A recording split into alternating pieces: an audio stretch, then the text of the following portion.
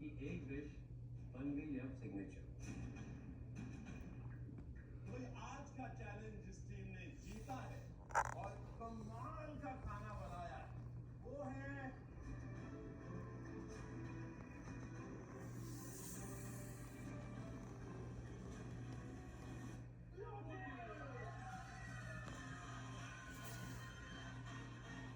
आप 5 जोड़ियां बनी है इस सीजन की पहली टॉप 10 जोड़ियां।